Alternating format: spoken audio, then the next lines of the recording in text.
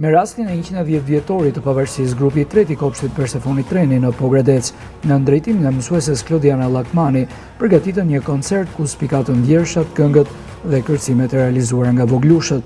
Edhe që mbizotronte ishte ngjyra e kuqe e flamurit kombëtar, e cila ishte gjithashtu edhe gjetja kryesore e aktivitetit, që kulmoi me dorëzimin e flamurit në drejtorinë e kopshtit.